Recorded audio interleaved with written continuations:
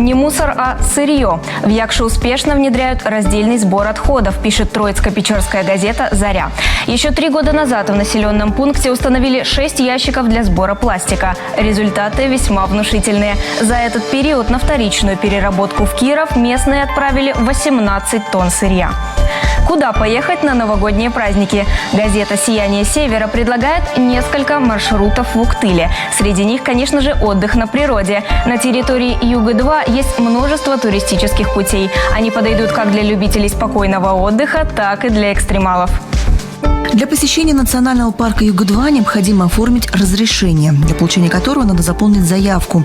Это можно сделать через официальный сайт, через форму онлайн-заявки. Для этого достаточно зайти на сайт yuga2.ru и нажать на кнопку «Оформить посещение». Всемирному дню телевидения посвящается от школьного учителя до ведущего на федеральном канале. О профессиональном пути Игоря Кожевина рассказала ижемская газета «Новый Север». В одном из своих интервью политический обозреватель признался, что он имеет финно-угорское происхождение. На канале «Россия» время главных новостей дня. В эфире «Большие вести». В студии Игорь Кожевин. Здравствуйте. Теперь счет за электричество будет в разы меньше. Члены ОНФ добились отмены необоснованно высоких цен на электричество для жителей Богородска, что в Карткировском районе. Приходилось платить от 3 до 5 тысяч рублей за аварийное жилье. В доме по улице Совхозной нет ни центрального отопления, ни водоснабжения. И это не считая того, что крыша частично обвалилась, пишет «Звезда». Людям опасно жить в этом доме. Это видно невооруженным взглядом. ОНФ в Коми будет добиваться признания дома аварийным и внесения его жителей в программу переселения. Взяли этот вопрос на общественный контроль. В дальнейшем проведем новые рейды и посмотрим, как изменилась ситуация. Борются активисты из-за качества дорог. И район Ижма-Усть-Цильма – единственная трасса, которая соединяет одноименные районы с Большой землей. Речь идет об участке Ижма-Диюр, а это, к слову, порядка 48 километров.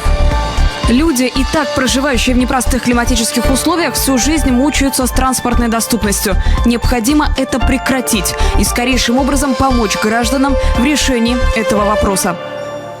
О культуре на селе. Карткировская газета «Звезда» опубликовала картины Валерия Нечаева. В Сторожевске открылась выставка новых работ художника. В Музее истории представили 15 картин. К слову, подытожит нашу рубрику диалог с главредом этого издания. Сейчас мы на связи с Эдуардом Пименовым. Эдуард, здравствуйте. Здравствуйте. Как главный редактор районной газеты, еще и как председатель Союза журналистов, расскажите, чем сегодня живут издания в районах? О чем пишут? Районная газета, можно сказать, ближе к народу и пишем обо всем. То есть, что творится в районе, и здравоохранение, и спорт, и культура. К сожалению, сейчас, конечно, из-за коронавируса стараемся не ездить в командировки. Целая полоса в одном из номеров посвящена выставке в Сторожевске. И написана она внештатным автором, судя по всему. Помогают нам внештатные авторы и пишут нам газету, и газета становится такой живой. Около 30 человек у нас активных авторов. И почти в каждом населенном пункте есть такие.